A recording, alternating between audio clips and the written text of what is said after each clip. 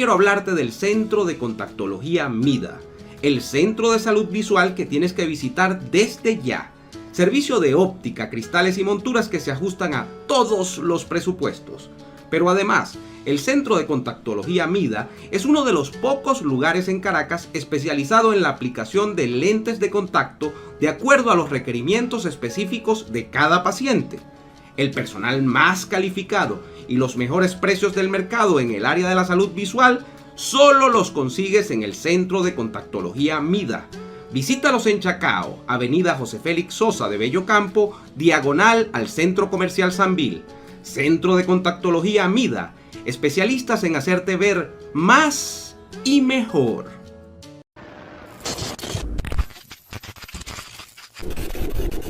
Queridos amigos, bienvenidos nuevamente a este canal y bienvenidos a una nueva conversación muy solicitada por ustedes, porque hablamos hace ya varias semanas, quizá meses, con un buen amigo Luis Herrera Orellana. Hicimos un par de programas que podría yo decir fueron programas en clave hispanista, y en aquellas oportunidades en las que sostuvimos ese diálogo, yo le comentaba a Luis que había un tema que sin lugar a dudas es un tema que divide, pero que es un tema que siempre hay que traer a la mesa porque de alguna manera es el tema fundacional de las naciones de este lado del mundo luego del proceso de separación de la metrópoli española, y es el papel que han tenido estos líderes, estas figuras que hacen la independencia, si es que podemos hablar de tal independencia, en el primer tramo del siglo XIX, cuando pues lo que hoy es Venezuela,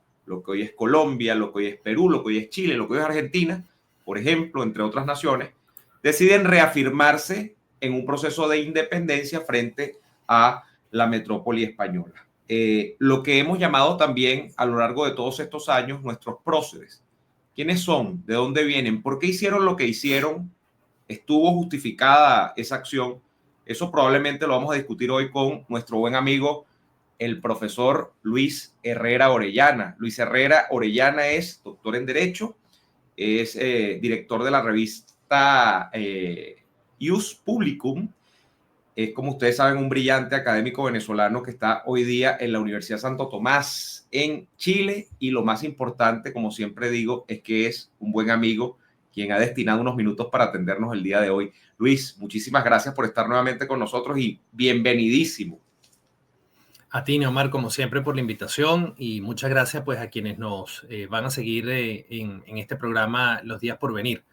La verdad es que sí, nos había quedado pendiente este tema de los libertadores y en particular el de las independencias, ¿no? Para completar un poco lo que veníamos conversando sobre el periodo monárquico en territorios americanos de España.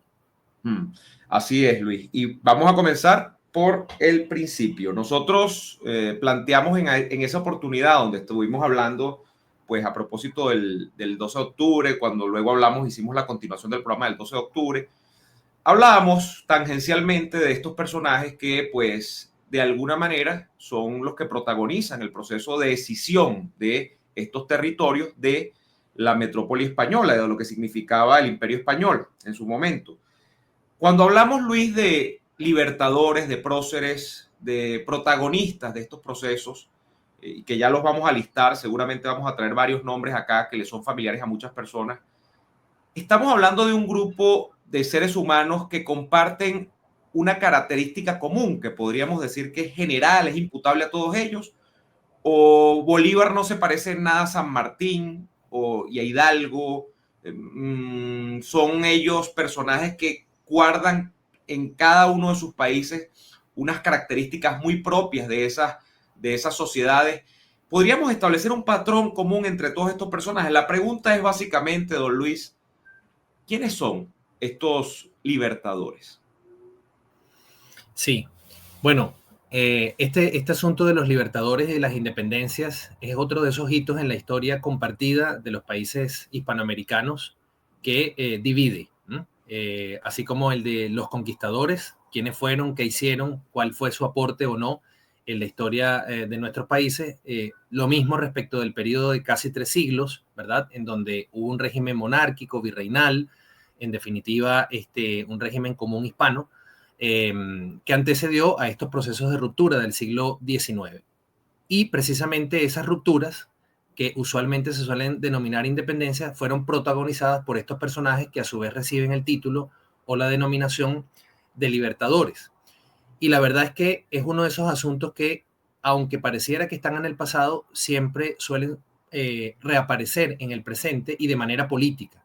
Por lo tanto, lo mismo que esos otros hitos ya mencionados, pareciera que es indispensable volver sobre ellos, pero no para seguir constantemente en una polémica interminable, sino para sanar. Yo insisto en esta idea de que todos estos asuntos de nuestro pasado común nos generan conflictos internos en el orden psíquico, diría yo, porque nos generan perplejidad, nos generan incertidumbre, complejos, ¿verdad?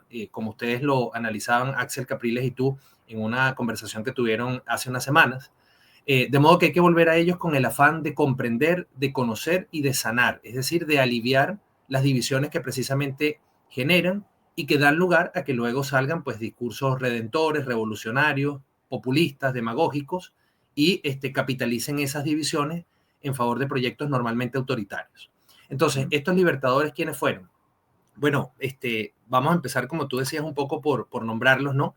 Porque son muchos y aquí simplemente vamos a referir a algunos, unos más conocidos, otros menos.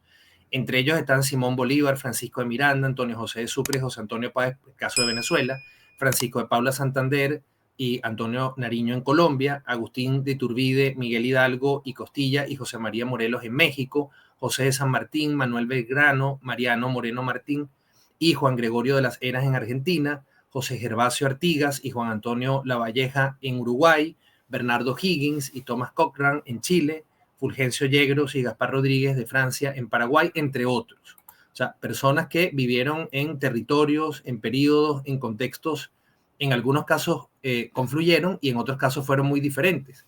Por lo tanto, probablemente lo que tuvieron en común es que vivieron un momento histórico en el cual se le presentó a las élites políticas, pero sobre todo económicas, podría decirse, de estos territorios americanos de la monarquía española o hispánica, la oportunidad de asumir el poder. Y esa oportunidad se la brinda, por supuesto, la invasión napoleónica de la península ibérica y concretamente, pues, de la metrópoli, ¿verdad? Cuando se da esa situación, sabemos la respuesta inicial de estos territorios, de los virreinatos, de las capitanías generales y de los reinos en general, como se les denominaba, porque no fueron colonias, ya lo hemos conversado, es más bien reconocer la autoridad del entonces monarca común, ¿verdad? Fernando VII, y por eso las juntas conservadoras de los derechos de Fernando VII.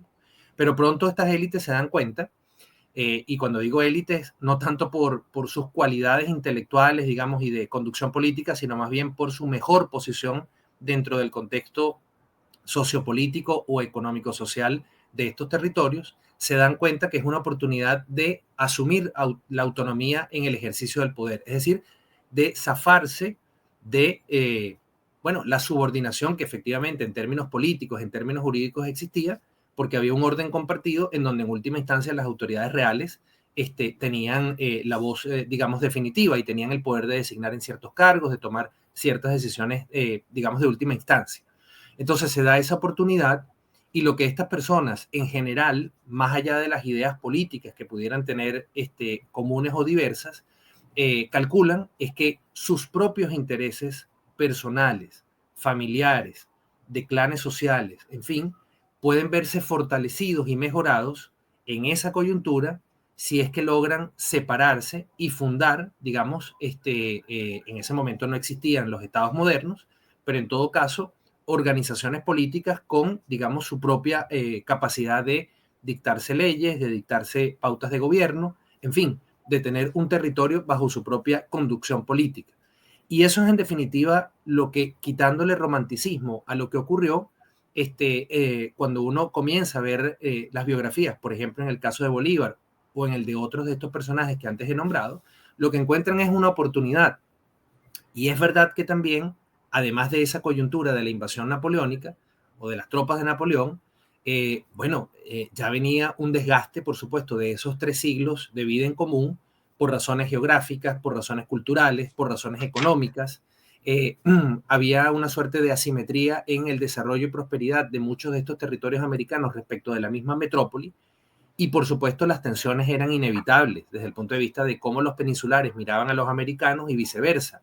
Pero además también estaban las tensiones que no estuvieron en la otra conquista, por lo que ya comentábamos en el programa anterior, donde a los grupos originarios más bien se les excluyó y eventualmente se les exterminó. Aquí hubo un mestizaje. Entonces estaba también el problema de cómo estas élites, de donde surgen los mal llamados libertadores, y ya diré por qué mal llamados, bueno, no veían, digamos, con buenos ojos o con confianza a esos otros sectores mestizos, zambos, indios, negros, etcétera, que componían el tejido social de los territorios americanos. De modo que es una situación muy compleja en donde la verdad es que por el hecho de que estas personas, como todos los seres humanos, por cierto, buscaran su propio beneficio o quedar en una mejor situación si es que lograban esa ruptura radical desde el punto de vista político y jurídico con la monarquía española, juzgarlo de que fueron, digamos, bueno, es que cómo es posible que hayan traicionado de esa manera. Se les presentó la oportunidad, calcularon que era una buena opción para ellos y luego todo esto lo empaquetan, para terminar esta idea, en este discurso de la emancipación, de la opresión, de que estaban subyugados, de que ellos estaban haciendo esto en nombre de todo el colectivo de cada uno de estos territorios. La verdad es que si uno va a los hechos y sobre todo lo que fue el desarrollo de las repúblicas en general hasta el presente, eso no es cierto. Es decir, no había ningún interés por fuera de lo que eran estas élites o estos grupos, digamos, económicos, políticos, que lideraban estos territorios americanos o que tenían mayor influencia en estos territorios americanos respecto del resto de la población, que se mantuvo prácticamente hasta el siglo XX más bien segregada, más bien discriminada, porque el proyecto nacional, entre comillas, en realidad se reducía a esas élites.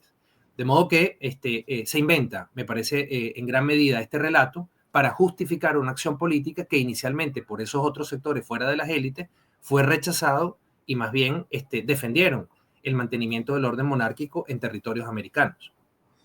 Luis, yo quiero insistir en los lazos comunes o los vasos comunicantes que hay entre los distintos líderes que tú acabas de listar, ¿no? Y que están ubicados en territorios tan distintos, porque sí lo son, como Venezuela y la Argentina, por ejemplo, porque son territorios distintos con digamos, particularidades.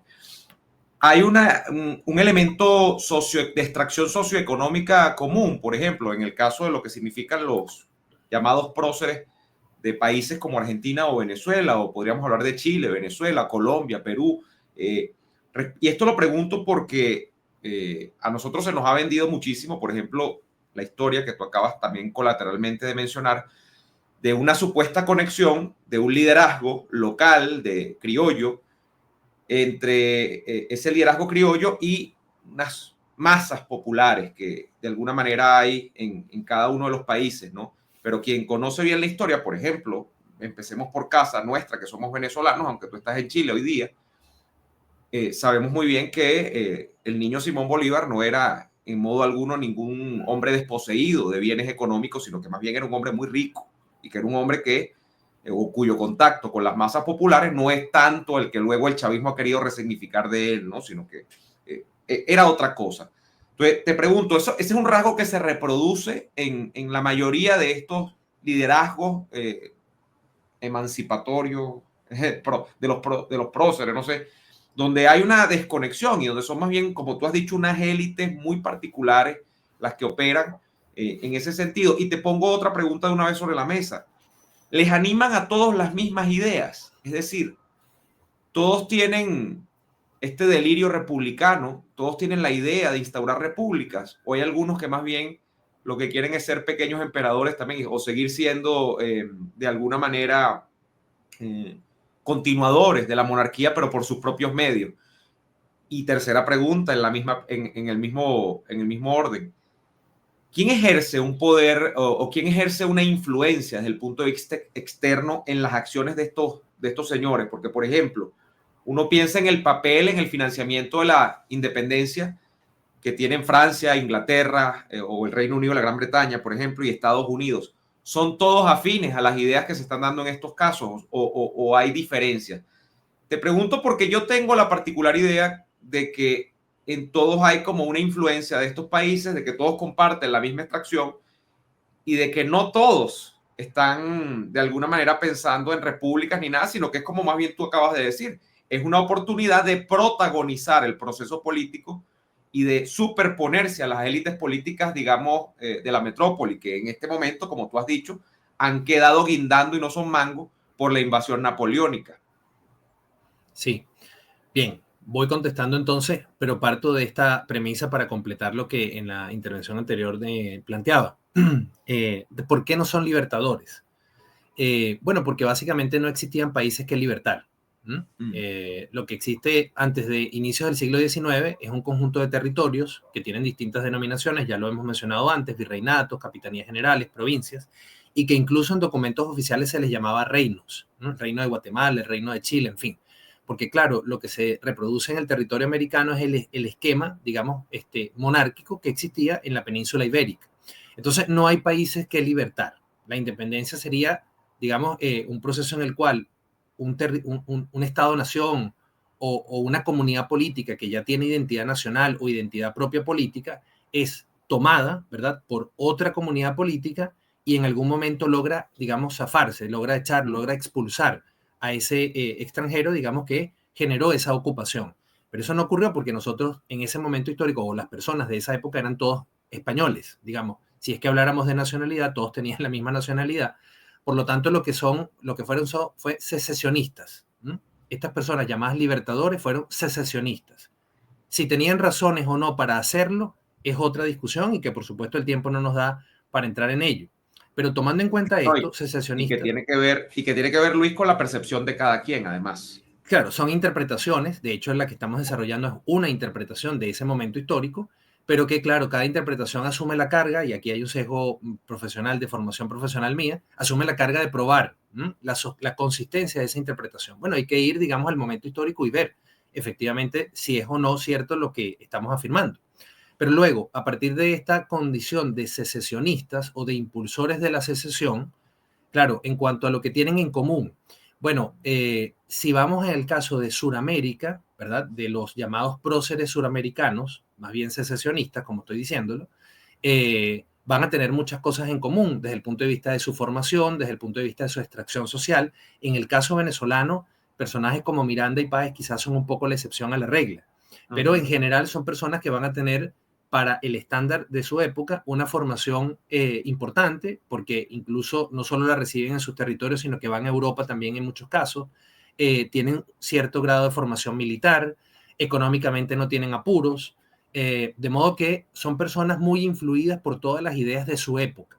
Esto es un tema muy discutido entre los historiadores y especialistas. Si es verdad que las ideas de la Revolución Francesa y anteriormente, digamos, otros procesos como el parlamentarismo en Reino Unido, en Inglaterra específicamente, influyeron o no.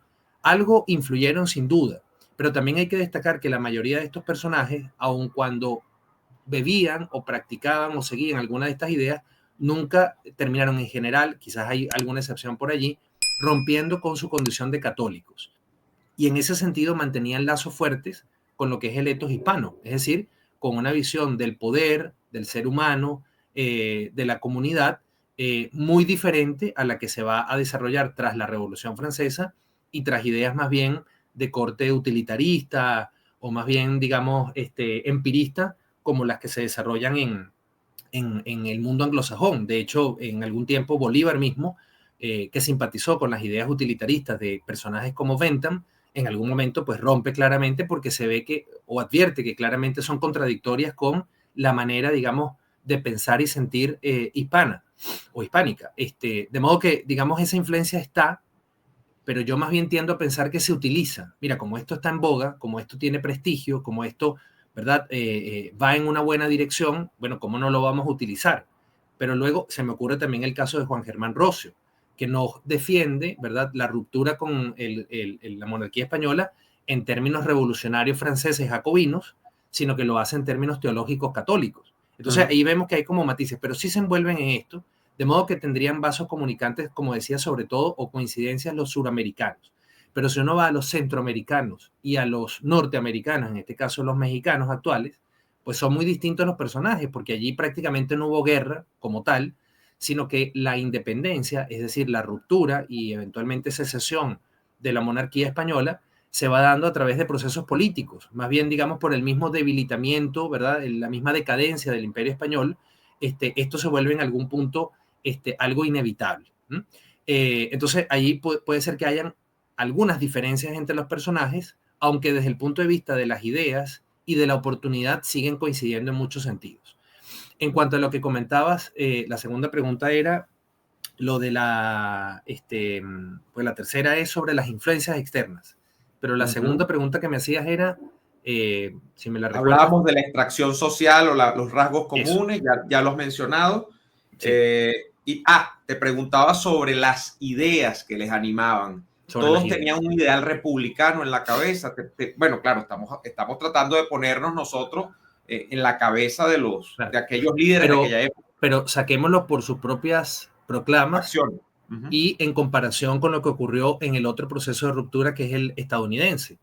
Es decir, pareciera que cuando los llamados padres fundadores y en general quienes participaron no solamente en la ruptura, sino también en la edificación de la República Norteamericana o estadounidense, bueno, allí hubo un esfuerzo por proyectar, por generar un proceso, un proyecto a desarrollar, que parte con su constitución. Notemos que ellos no es que hacen un pacto de punto fijo y luego hacen una constitución, no viven, digamos, desquiciados haciendo documentos y documentos, sino que el pacto es la constitución y eso es lo que vamos a desarrollar, pero lo pensaron muy bien. En cambio, en estos países la verdad es que la obsesión era por romper, por separarse, ¿verdad? O en estos territorios, y la verdad es que respecto a lo que venía después, bueno, cada quien le fue muy distinto, porque en realidad hubo inicialmente muy poca profundidad y muy poca reflexión respecto de eso. Parecía que no importaba mucho. Lo importante era lograr el objetivo de la ruptura. Entonces, claro, en ese contexto, lo que sobrevino en la mayoría o en buena parte de los territorios era previsible, era anarquía, era caos, era, digamos, desorden, y eso justificaba, lo procurasen intencionalmente todos o no, bueno, el asumir un gobierno fuerte. Entonces, en cuanto a esto de que se luchó para instaurar, a propósito, por cierto, de la fecha que ayer se conmemoró, creo que 200 años de la batalla de Ayacucho, ¿verdad? En el Perú. Bueno, todo el mundo, no, ahí finalmente se logró echar, ¿verdad? El último bastión de la opresión española. La verdad es que esto es un cuento para niños de 4 años. Por cierto, invito a leer la última edición del Papel Literario, que está dedicada íntegramente a ese evento histórico, para desmitificar, porque en realidad no existía un orden oprobioso como se caracteriza, que ya lo hemos conversado, pero lo que vino después, que es lo que nos interesa ahora, en realidad fue algo en general bastante caótico. Quizás hubo unos países como Chile, probablemente Argentina, probablemente no sé si Uruguay, que además durante un tiempo fue parte del Brasil, en fin, en donde esto fue menos caótico. Pero el caso venezolano es bastante elocuente, ¿verdad? El caso venezolano es muy elocuente en ese sentido. Y probablemente otros en la región, el caso del Perú, en fin. ¿Por qué? Porque no había un proyecto. Solo que había era retórica, había muchas cartas, muchos discursos, en el caso de Bolívar lo tenemos muy claro, pero en realidad no eran personas con vocación de lo que llamaríamos en la actualidad de estadistas. ¿Ah? Allí de nuevo, quizás un personaje como José Antonio Páez es una excepción a la regla. Digamos que cuando le tocó, dejó obra, es decir, logró construir con el grupo de personas con las que se rodeó, ¿verdad? Una estructura. Pero en la mayoría de los casos esto no ocurrió. De hecho, digamos, se apartaron de la política o se apartaron del proceso y vinieron otros.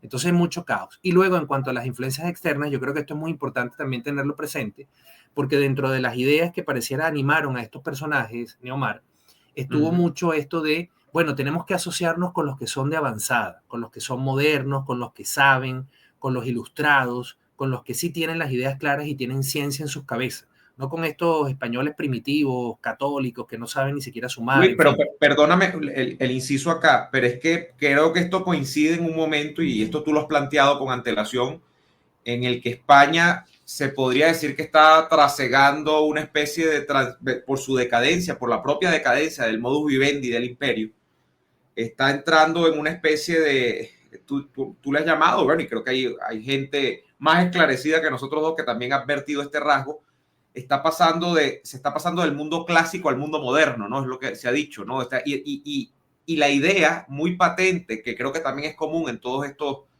personajes, es que es justamente esto que tú acabas de decir. España es lo viejo, España está de modé.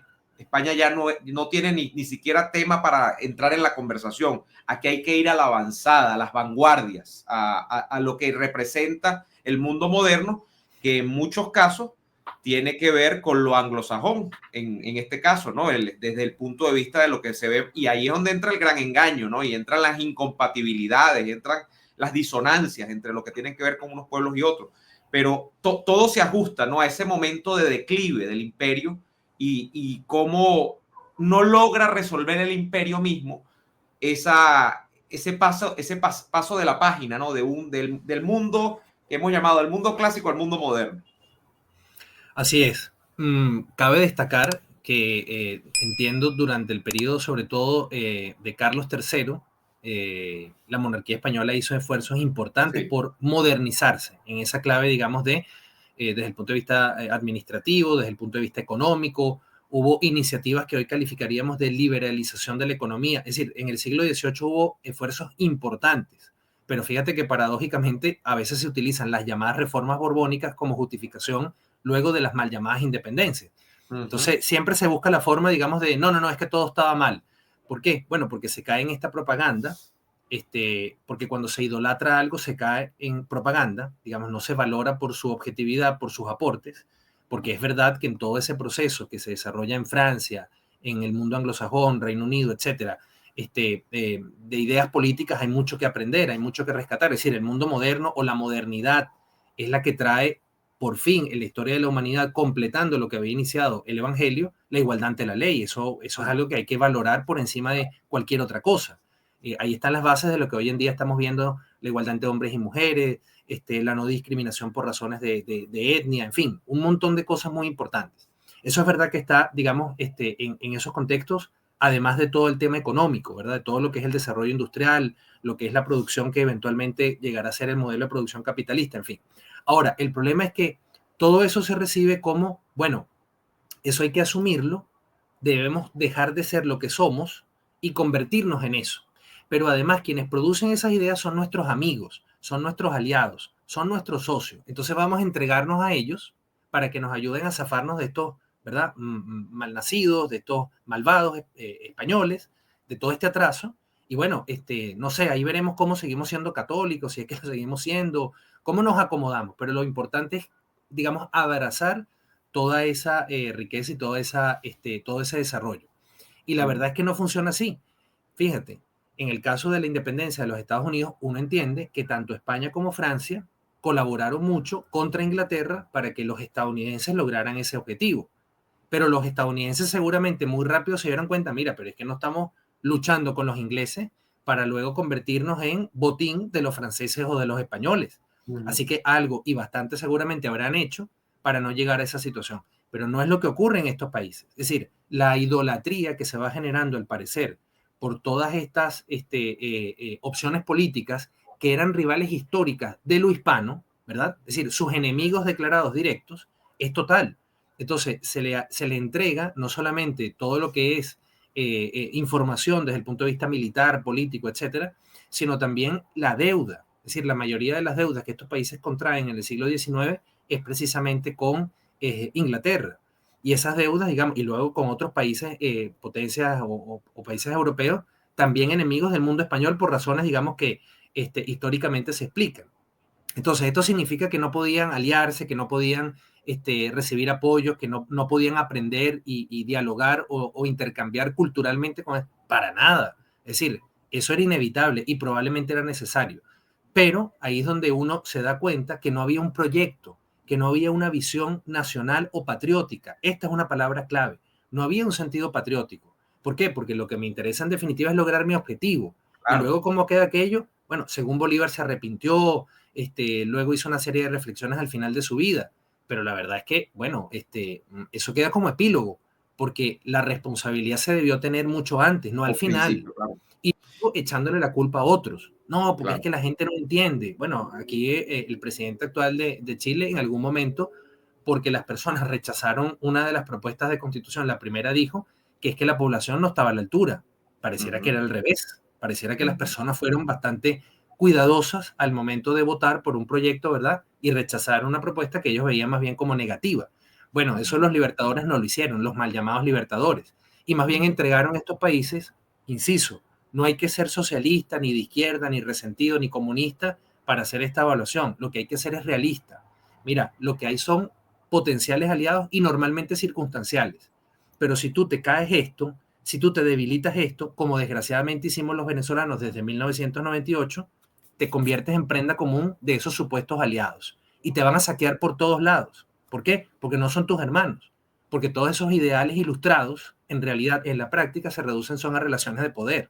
A Entonces, hay, intereses, así es. claro. Así es. Entonces, eso es lo que esos supuestos próceres no plantearon y los que han venido después, en general, pareciera que tampoco, ¿verdad?, han descubierto. Y esa es una gran diferencia entre lo que ocurrió con los Estados Unidos y lo que ocurrió también con el resto de los países de América. Por ejemplo, veamos el caso de México, es trágico. Es decir, el siglo XIX de México es trágico en su relación con los Estados Unidos y luego todos los complejos que ese país hasta el presente mantiene, Todavía, tanto claro. respecto de la conquista como respecto de la separación de España, como respecto de su relación con Estados Unidos, que podría ser muy distinto, de ganar, pero lamentablemente, porque no se asumen históricamente los hechos de una manera inteligente y objetiva, realista, sino desde la propaganda. Bueno, ahí está, México frente a Estados Unidos, bueno, un país que siempre ha tenido como esa situación de postramiento y de complejo, Sí. absolutamente incomprensible, cuando llegó a ser quizás el país más próspero del planeta en su momento, ¿no? La Nueva España.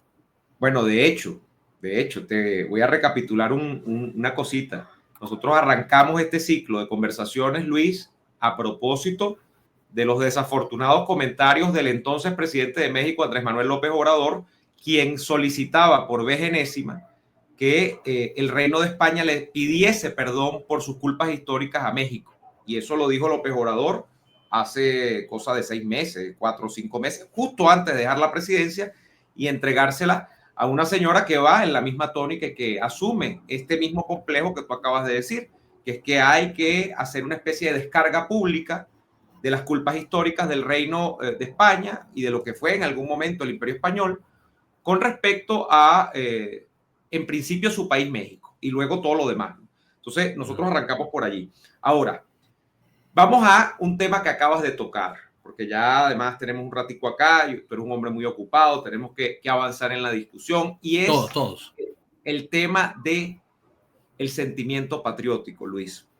Hay un trabajo académico que en su momento yo creo que fue revolucionario y rompió esquemas respecto de la valoración que se hacía, sobre todo en la sociedad venezolana, de este tipo de liderazgos que rompen con el imperio español. Y es la tesis de doctorado del profesor todavía vivo, ya no nonagenario, Germán Carrera Damas. La tesis de doctorado del profesor Carrera Damas, que es ese libraco excelente que se llama El culto a Bolívar, o que se termina transformando en el libro que hoy conocemos como El culto a Bolívar, plantea un hecho bien interesante, que es que Antonio Guzmán Blanco, en una de sus presidencias, de las varias que tuvo, termina utilizando la figura de Bolívar, o más bien su cadáver, sus restos mortales, para de alguna manera apalancar la idea de una patria, la idea de una unión nacional, que en ese momento, y estamos hablando ya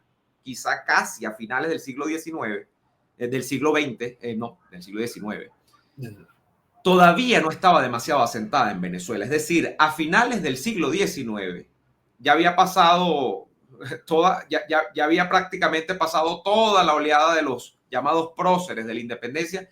Venezuela todavía no existía o no se había consolidado como nación. Y esto probablemente le pasaba a otros territorios de la región.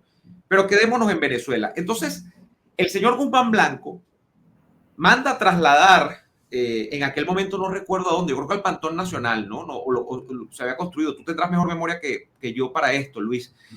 Y se hace una especie de lo que va a llamar Carrera, una misa o una religión civil, que es el culto a don Simón Bolívar, como único factor o principal factor unificante de la nación, de la patria. Y entonces aquí tenemos un elemento interesante, Luis, que es que los próceres, es que los libertadores son más bien una construcción que nos hemos dado en la historia para reafirmarnos la razón en cosas en las que quizás no hemos tenido, que es en habernos escindido. Bueno, yo no voy a plantear eso acá ahorita porque es un tema muy fuerte, que es si debimos o no debimos escindirnos de España en su momento. Ya, ese es otro tema y ese es el cuarto programa. Pero la tesis es, ¿será que quizás es un artificio para unificar allí donde no había unidad?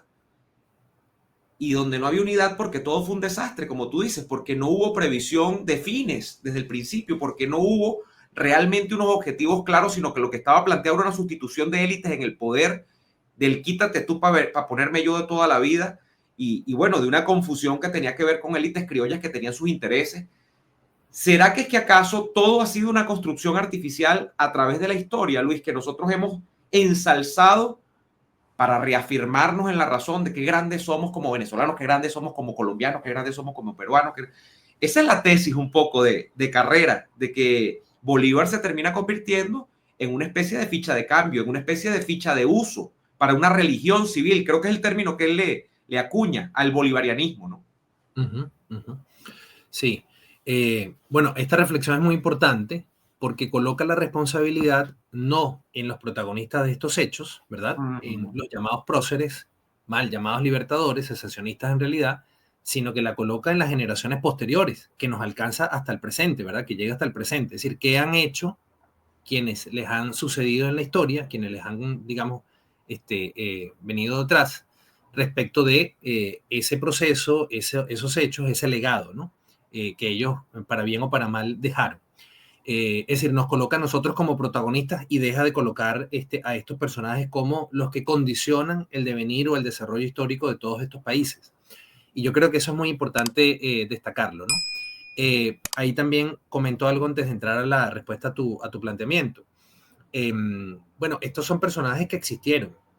Y la verdad es que entrar, como a veces más recientemente se entran en distintos países no, porque el culpable de que en la democracia haya sucedido esto es tal presidente o tal otro, o sea, eso me parece que es una cuestión infantil, irresponsable, absurda, que no tiene ningún sentido. Juzgar, digamos, ¿no? Moralmente, o incluso políticamente a quienes, bueno, lo que hay es que conocerlos e incorporar, como allí de nuevo, siempre los buenos aprendizajes de otras tradiciones políticas o históricas. Yo entiendo por entrevistas que he escuchado de Julián Marías, que por ejemplo en el caso de los ingleses, en sus museos no hacen distinción entre los que son buenos y malos, sino que ahí están todos, ¿verdad? Los que hicieron cosas que pueden ser muy admirables y los que hicieron cosas muy oprobiosas también, porque todos son parte de la misma historia. Entonces, está bien, digamos, que estos personajes estén dentro de la historia, se estudien, pero se estudien como personas con, digamos, cualidades humanas. Y justamente lo que tú señalabas en el caso de Venezuela, que probablemente debe ser en el contexto hispanoamericano el caso más patológico, probablemente hay alguno por allí que no conozcamos tanto, pero es que el caso de Bolívar trasciende la frontera venezolana. Y eso es culpa de los venezolanos, no es culpa de Bolívar, es culpa de los venezolanos. Y por ejemplo, en acciones como esta que tú destacas, de Guzmán Blanco, ¿no? Que en el contexto histórico se podría entender como una jugada política. Oye, mira, hay una situación interna, ¿verdad?, de desintegración, de conflictividad. ¿Cómo logramos como tapar esto? Bueno, a lo mejor eso en términos estratégicos, de táctica, en fin, en un momento se puede comprender, pero es increíble que luego eso, así como la leyenda negra, que a lo mejor en un momento se utilizó por un efecto político, luego se la sigan consumiendo hasta el presente. Lo mismo ocurra con esa figura o con cualquier otra figura en cualquiera de estos países. Por ejemplo, en el caso, recordaba ahora, de Cuba con José Martí, que es un proceso, por cierto, muy distinto al del resto de Hispanoamérica. Imagínate, eso es a finales del siglo XIX, pero lo mismo, se idolatría, o sea, se coloca como un personaje casi de fábula, ¿verdad? Casi mitológico, para entonces generar una adhesión allí en torno a unos supuestos objetivos comunes. Y eso lo que revela que es, bueno, lo que revela lamentablemente es que no hubo en el principio y probablemente durante el desarrollo histórico la capacidad de generar un proyecto común.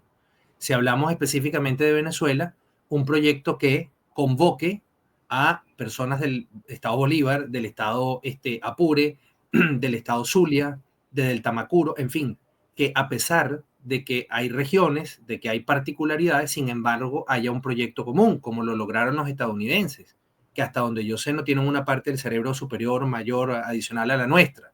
Es un asunto de capacidad política, es un asunto también de gestión, de llegar a acuerdos. Yo diría que ahí nos juega muy en contra a un factor muy de nuestro sentir hispano, que es el cainismo, ¿eh? El que nos encanta entrematarnos entre nosotros, estarnos peleando. Hay mucha incapacidad para reconocer los méritos, hay mucha dificultad para celebrar los triunfos de otros. Eso está muy mal, la envidia, el resentimiento. Yo ignoro por qué esto se instala con tanta facilidad, ¿verdad?, en unos países más que en otros. Pero la verdad es que eso impide que se lleguen a este tipo de acuerdos políticos, como por ejemplo uno los va a encontrar también en el caso de los países del norte de Europa, que llegaron a ser países prósperos como son hoy en día, porque en algún momento, el caso paradigmático quizás es Suecia, porque llegaron entre los distintos sectores políticos a un proyecto patriótico común. Patriótico no es nacionalista, patriótico es un proyecto, digamos, político común en donde no hay idolatría, en donde no es que el individuo se sacrifica al colectivo, ni mucho menos, sino que libremente las personas asumen obligaciones con su comunidad, en donde entienden que a pesar de las diferencias, tienen vasos comunicantes, cuestiones en común, y además son, en el buen sentido de la expresión, esa comunidad frente a las demás comunidades. Repito, no vamos a hacerle la guerra a los colombianos, a los ecuatorianos, no, nada de eso, sino en el sentido de nosotros tenemos que ser prósperos y fuertes para negociar, relacionarnos, digamos, alinearnos, en fin, para poder competir y para poder asociarnos con otros. ¿Ah? Pero tenemos que partir por casa. Eso lamentablemente, si tú dices, bueno, es que lo que tenemos en común es un personaje con todas las contradicciones además y claroscuro de Simón Bolívar, bueno, ¿hasta dónde podía llegar? Yo a veces pienso en Omar que duramos mucho como país, porque es que esto es insostenible. Y si eso ocurre en otros países de la región, en México, en no sé, en Paraguay, en Centroamérica, pues está muy mal también, porque no han generado proyecto de país. Y eso lo que hace en última instancia es ocultar incapacidades propias de las generaciones posteriores y en última instancia de nuevo los complejos, que tú lo decías también en tu intervención, en tu reflexión. Es decir, como no hemos hecho nada más importante, sino que lo único importante, porque aparece en libros de historia de todo el planeta, es el periodo de la secesión, mal llamada independencia, bueno, entonces qué glorioso y grande fuimos porque ellos hicieron eso. Pero la verdad es que eso es una mediocridad insoportable. ¿Ah? Claro, Luis, pero es porque además en ese periodo de matanza, que significa pues lo que Vallenilla además describió efectivamente como un proceso de guerra civil, de que fue un proceso de una lucha fratricida realmente, el proceso de la guerra de independencias, estamos hablando de que hay una apelación psicológica que todavía está a una figura que yo llamaría la del héroe trágico. El héroe trágico necesita primero ser una especie de mesías, pero el final del héroe trágico es como su mismo nombre lo indica, trágico. O sea, el héroe trágico nunca se realiza plenamente, sino que al final hay algo que lo interrumpe. Nosotros necesariamente hemos tributado a la figura del héroe trágico durante todas estas décadas que han pasado, desde aquellos momentos hasta ahorita. Y entonces es, claro, es lo que llamarían los estadounidenses el gran what if. Entonces nosotros, bueno, si Bolívar hubiese vivido más, pero lo cortaron, bueno, lo abandonaron. Fíjate que el relato con Bolívar siempre, y murió con camisa prestada en una cama en San Pedro Alejandrino y no sé qué. Entonces ese es el relato de Bolívar. ¿Cuál es el relato de Sucre? Pues más o menos lo mismo. Bueno, y murió tan joven por una traición y no sé qué y tal, emboscado en Berruecos. Entonces, estamos permanentemente apelando a esa figura. Pero como tenemos que ir cerrando, Luis, yo justamente quiero ir sobre este tema y sacar algunas conclusiones contigo en conjunto. Y es hablar de una palabrita que has traído nuevamente también acá, que es los complejos que hemos heredado después de aquello, porque el tema es ver cuál fue la impronta de estos liderazgos. Yo podría traer a la mesa al menos dos elementos que creo perniciosos para la sociedad actual, no solamente venezolana, sino hispanoamericana, en el caso de lo que es la herencia de este tipo de referentes históricos. Por un lado, la cultura mesiánica, ¿no? Esto que te acabo de decir, que es una especie de hombres predeterminados a la grandeza y entonces que tienen que hacer grandes obras y se sacrifican en el medio. Y es siempre la espera de que va a venir un redentor. Eso lo tenemos nosotros en Venezuela, pero absolutamente mordido. O sea, en Venezuela todavía estamos esperando al Mesías. Y por cierto, no es a nuestro Señor Jesucristo, sino estamos esperando a un Mesías político, una religión civil. Vuelvo sobre esto. Y lo segundo es, por supuesto, ese trauma que supone la relación con tu madre patria, que pues, es España, y el engendrar ese antiimperialismo que luego se va a reproducir paradójicamente, aunque bueno, aquí hay una admiración de estos próceres por Estados Unidos y por el Reino Unido de la Gran Bretaña, se va a reproducir con cierto antiimperialismo que podríamos decir que es mundial. Y ese antiimperialismo es el germen, Luis, de ideologías de izquierda, de lo que tiene que ver con una aproximación de la relación Estado-sociedad desde el punto de vista colectivista.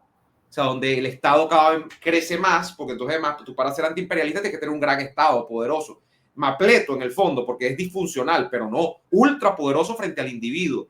Entonces, yo creo que son los dos grandes males achacables al proceso. Tú podrías describir algunas de las taras que nos deja esto, no a modo de recriminar, sino a modo de que la audiencia identifique y diga, caramba, es verdad que tenemos que revisarnos acá. Yo diría el mesianismo y este antiimperialismo mapleto que va a traer liderazgos luego de toda la Haya, porque Guzmán fue antiimperialista y Gómez va a ser antiimperialista y Betancur va a ser antiimperialista y supuestamente Pérez Jiménez antiimperialista. Bueno, ¿y quién más antiimperialista que Chávez? O sea, estamos hablando de esta cosa de no resolver tu relación con el entorno y de siempre colocarte en un ámbito de minusvalía mental frente al entorno, Victimismo. por aquello de, incluso que dio origen aquí estamos entrando en otros meandros, ¿no? Pero a teorías económicas como las cepalianas, ¿no? Las cepalistas de los 60 y 70, que es que no, es que si le va mal al entorno, si le va bien al entorno, a ti te va a ir mal. O sea, imagínate tú semejante razonamiento, ¿no?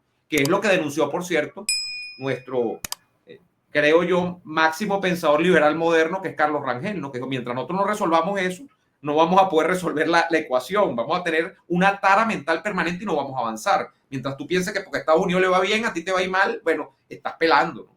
Entonces, un poco las taras, Luis, que nos deja el proceso que tenemos que corregir. Sí, bueno, primero allí hay un ejercicio muy importante de aproximarse a estos personajes fundacionales. Yo creo que ahí sí es una palabra que les cabe, ¿verdad? Junto con otros que no hemos mencionado hoy, pero fundacionales de las repúblicas hispanoamericanas, evitar tratarlos como ángeles o como demonios. Es decir, caer en el relato de la Venezuela heroica, ¿verdad? Que también hay que verlo en su contexto histórico, pero de nuevo, entender que eso tuvo quizás una razón de ser, pero no seguir pegados a eso como algo fidedigno e histórico, verificable, ni tampoco caer, me parece, en, por ejemplo, un texto que se publicó recientemente, de apellido Zamora es el autor, se me va ahora el nombre, pero que se llama Malditos Libertadores. Por allí en internet se consiguen videos de la presentación del libro, en donde hay una crítica, me parece muy bien fundada, a estos personajes históricos, pero luego entonces deriva en lo que tú señalas sobre el antiimperialismo, ¿no? La verdad es que me parece que la crítica a ellos no debería llevarnos nunca a estas posiciones más bien revolucionarias y de resentimiento, porque con eso ya sabemos a dónde hemos ido. Pero digo, ninguno de esos dos extremos, ni ángeles ni demonios, sino seres humanos, digamos que tuvieron un rol histórico indudablemente muy relevante porque afectó la vida pues, y el futuro de todos estos territorios hasta el presente. En segundo lugar, lo que señala sobre el mesianismo. Fíjate que hay por allí una imagen en donde en Venezuela seguramente la conocemos bien, en donde aparecen Bolívar, Jesús y el Quijote. Entonces hay esta idea muy lugar común ya, ¿verdad? Muy tópico, según el cual un rasgo, digamos, de la hispanidad es su carácter quijotesco, entendiendo por esto el que asume proyectos, digamos, utópicos, delirantes, y eso nos da como orgullo. Es el héroe trágico. El héroe es trágico.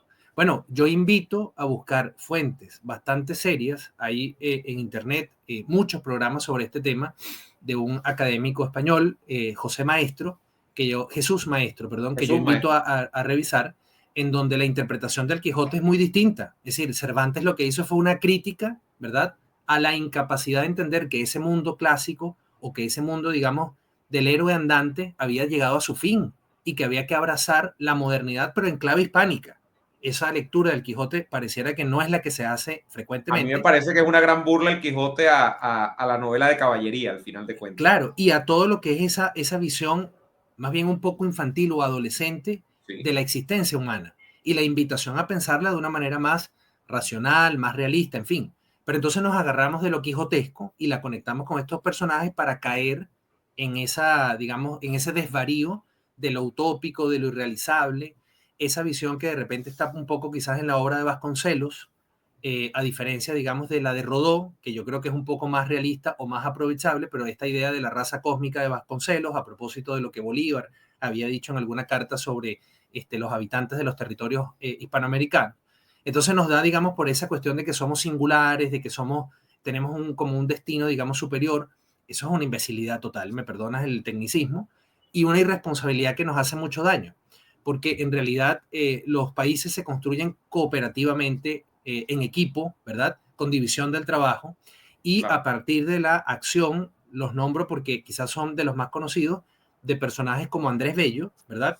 Y de un centroamericano que se conoce poco, pero que de verdad vale la pena conocerlo más, José Cecilio del Valle, porque estas fueron personas que intentaron construir, ¿verdad?, repúblicas o colaborar en la construcción de la república y generar economía, que es algo muy importante, que también en el caso venezolano deberíamos fijarnos más en lo que fue el periodo, digamos, por ejemplo, de los gobiernos de José Antonio Páez. Ese trabajo de edificar, de construir, que no es épico, que no es heroico, que no es trágico, porque es trabajo.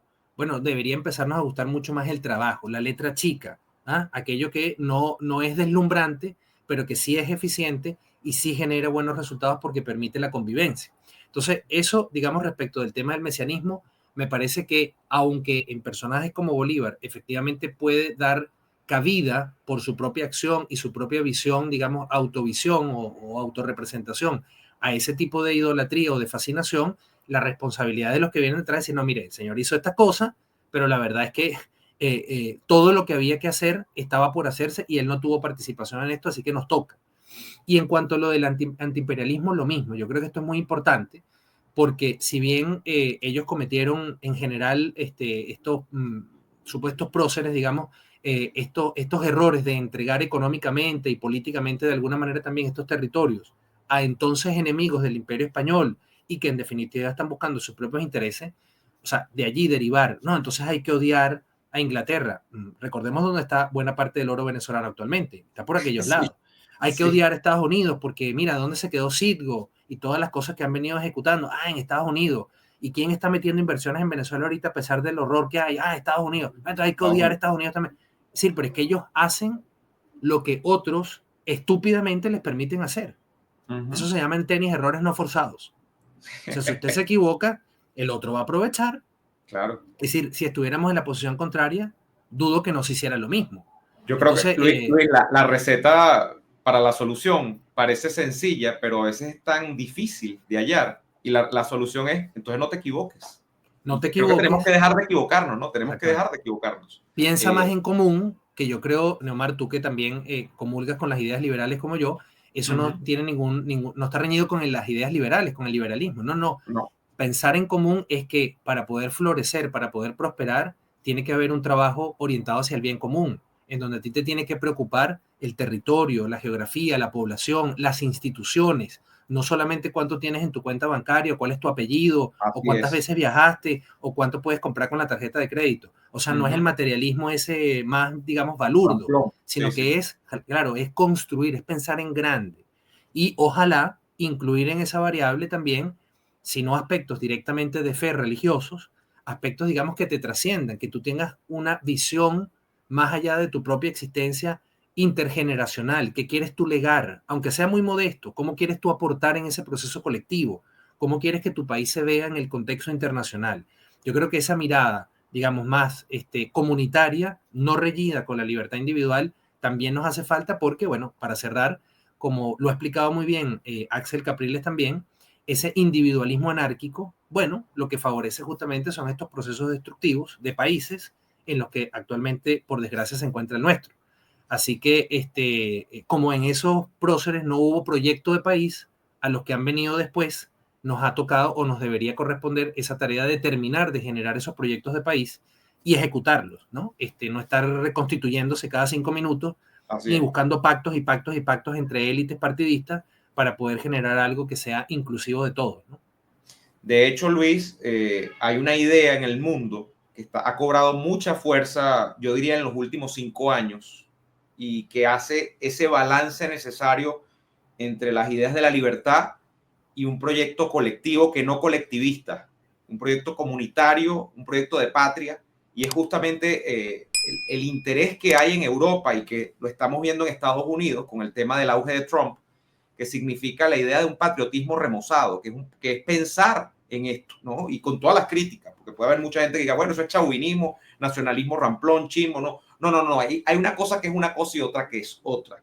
La idea de revitalizar las naciones a propósito de un patriotismo sano, donde estas naciones además se interrelacionan entre ellas de manera sana, que está pasando con muchos movimientos en Europa, yo creo que es un ejemplo a mirar, ¿no? Y donde, por cierto, repito, esto no está reñido con la libertad económica, esto no está reñido con el individualismo hasta cierto punto en la realización de justamente las sociedades, o sea, no está reñido en modo alguno con eso, pero que hay que pensar un poquito fuera de la caja, como se dice por ahí también, y salir del liberalismo de manualito, de catálogo, y que hay que entrar en otras discusiones frente a lo que representa también un proceso de globalización que ha derivado en algunos casos hacia la creación de unas instituciones que, bueno, que sobre todo se está viendo en Europa, que no están dando respuestas desde el punto de vista de ese ámbito global a las realidades y a las particularidades nacionales de cada uno de estos pueblos, ¿no? Y hay un grito, por cierto, que se alza contra eso. Hay distintos movimientos que están de alguna manera insurgiendo de manera sana, me parece a mí, contra esto en el mundo. Luis, ha sido un enorme placer nuevamente tenerte en este espacio. No sé cómo hemos otra vez conversado casi que por una hora y se me fue la hora volando. De verdad me encanta cada vez que intercambiamos sobre estos temas tan interesantes. Bueno, y apenas un temita hoy, apenas hemos tocado nuevamente uno de los ítems en la larga lista de elementos a tocar sobre el proceso en el que nosotros nos vimos inmersos hace nada más y nada menos que 200 años y donde decidimos separarnos de España. Nosotros seguiremos seguramente, Luis, hablando de estos temas en próximas oportunidades. Te mando un fuerte abrazo desde Caracas, mucho deseo de éxito, que sé que además ya está siendo así en tus labores allá en la Universidad en Chile. Y bueno, gran abrazo, Luis. Muchas gracias, Nomar. Igualmente para ti. Muchas gracias a quienes vean el programa y por supuesto vamos a estar muy atentos a sus comentarios, a sus impresiones, porque la idea con estas conversaciones es justamente incitar o invitar a la reflexión libre, ¿verdad? Responsable y constructiva, ¿verdad? Así no es. Entrar, seguir en estas dinámicas de división, de descalificación, de rabia, de iracundia, sino por el contrario, escucharnos, comprendernos y ayudarnos, porque eso es mucho de lo que hace falta, no solo en Venezuela, sino en la mayoría de estos países, ¿no? Asociarnos. Entonces, esa es la invitación y te agradezco enormemente que a través de tu canal podamos hacer en estos momentos pues este tipo de actividades. Así que un fuerte abrazo también, cuídate mucho, el mayor de los éxitos y seguimos por supuesto en estas conversaciones próximamente. Yo les quiero invitar nuevamente a seguir a don Luis Herrera Orellana en su cuenta de Twitter, Luis Herrera O. Luis Herrera O, creo que es la cuenta, ¿no, Luis? Sí. O me faltó una letra, yo no sé si es no. Luis A. Herrera Luis O. A. Herrera O, sí. Luis A. de Luis Alfonso, Luis A. Herrera O, todo junto en Twitter. Allí van a poder leer al profesor Herrera Orellana. Y bueno, nosotros, amigos, nos despedimos hasta una próxima oportunidad, no sin antes también invitarles a que no sean pichirres, dejen un like en este video, que dejen un comentario, siempre es muy edificante leerles y, por supuesto, también su suscripción al canal y la activación de la campana para que les lleguen las notificaciones cada vez que hacemos contenido tan interesante como el que nos ha permitido hoy con su exposición divulgar el profesor Herrera Orellana. Nosotros nos veremos en una próxima oportunidad. Hasta entonces. HGSE es la gente que sabe de arquitectura en España y Europa, conformada por una dupla venezolano-española que te ofrece la mejor y más amplia gama de servicios en el área arquitectónica. Desde la planificación inicial, diseño, proyecto, trámites administrativos, hasta la dirección y gestión de todo lo necesario para ejecutar tu obra, desde cero o remodelaciones. Dale vida y alma a tus espacios con HGSE Arquitectos y hágase tu proyecto realidad.